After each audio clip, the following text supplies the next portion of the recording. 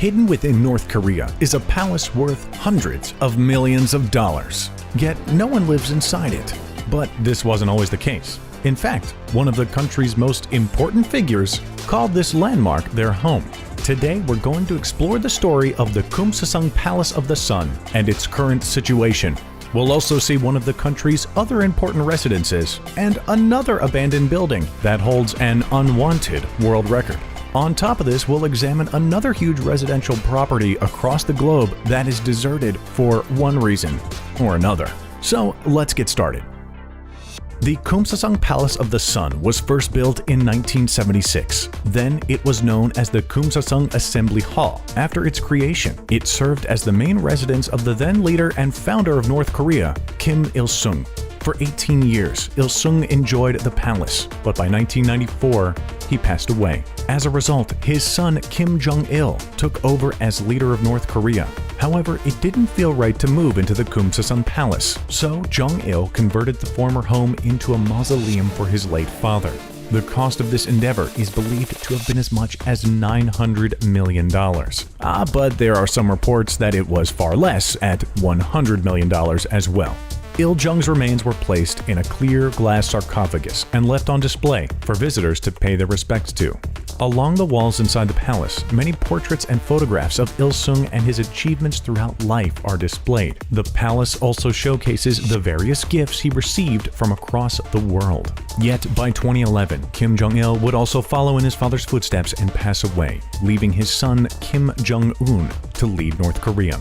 During his funeral, the palace served as a start and end point for the procession. This procession lasted 3 hours and was 25 miles long altogether. The Kumsusan Palace was then closed to the public for a year. In December 2012, it opened back up again on the first anniversary of Jong-il's passing. Now, it had the remains of the former North Korean leader on display in the same fashion as his father, along with also having portraits and photographs of his life's achievements immortalized. The Kumsusan Palace also displays the train carriage that Jong-il passed away in as a sort of macabre artifact. The palace also has a number of Jong-il favorite items on display, such as his beloved vehicles, his yacht, outfits, medals, and other personal items. During the year it was closed, the grounds around the palace were also renovated. Now there are water fountains and a flower garden for visitors to enjoy. In 2013, the North Korean government declared the Kumsusan Palace of the Sun as a national landmark, thus ensuring it is continuously maintained and protected in the future. As we mentioned earlier, visitors are allowed into the Kumsusan Palace of the Sun, but with some conditions. For starters, the visitors have to dress up in formal wear, so the attire for most tourists is banned, such as shorts, t-shirts, and anything casual. No open footwear is allowed either, such as flip-flops and sandals. The visitor also has to have neat hair. Both the remains of the former leaders are constantly guarded by armed security. Photography inside is not allowed. In fact, visitors aren't allowed to have anything in their pockets at all. All items are put into a locker on arrival.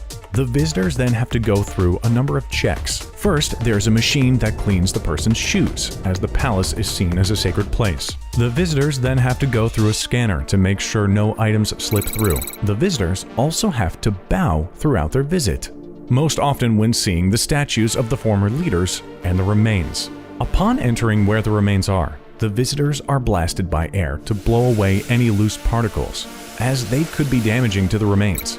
One person has even said that during their visit, they placed their hands in their pocket. Their guide came over and pulled their hands out from their pockets.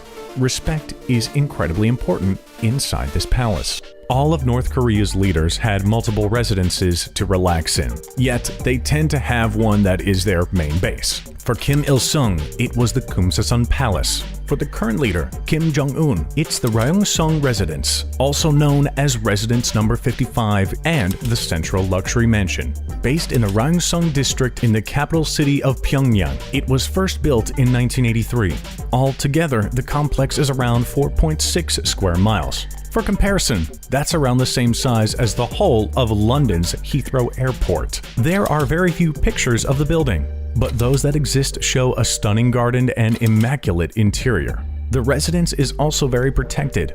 It's surrounded by an electric fence and landmines. There's various checkpoints for visitors, and the whole area is guarded by a battalion of soldiers. The house also has an underground tunnel that connects to other buildings belonging to Jong-un. North Korea is also home to another huge building that no one resides within, the Ryugyong Hotel.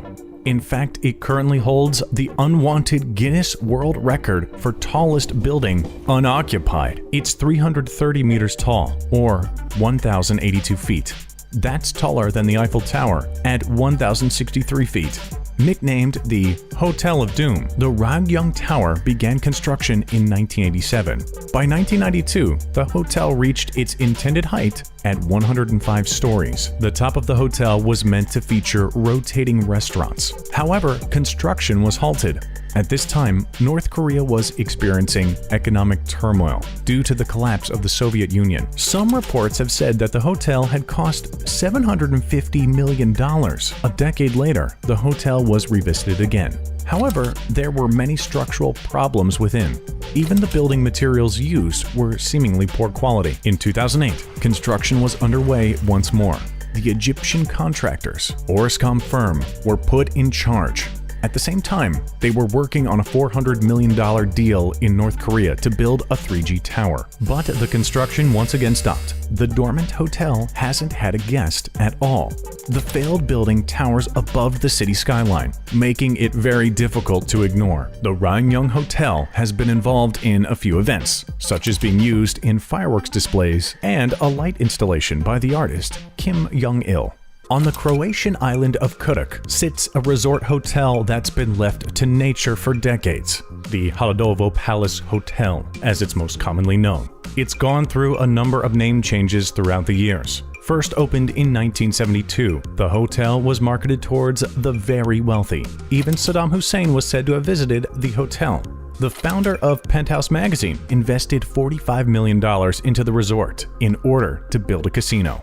The following year, the casino was bankrupt and closed. Originally, the hotel provided various luxuries for their guests' indulgences as they frolicked in the sun, such as the classic wealthy treats of caviar and lobster. The guests were served by the hostesses, which were called pets at the hotel. There were even rumors that there was a swimming pool filled with champagne. However, the luxury taste was toned down substantially soon after its opening. This happened when there was a lack of foreign interest spending money at the resort. In 1991, the Yugoslav War took a hold of the island. As such, the Haludovo was massively affected. The hotel helped house refugees within during the huge conflict. However, the hotel's appliances and furniture were stolen. The hotel then began changing hands to various private groups.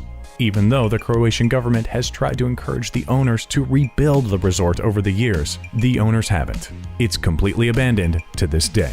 Final fact finish. The leaders of North Korea are known for their expensive tastes. Kim Jong-il loved lavish liquors, especially Hennessy's cognac. During the mid-90s, he was apparently spending $800,000 per year on the luxury brand. The bottles were for himself and gifts for others. Thanks for joining us today. We'll see you next time.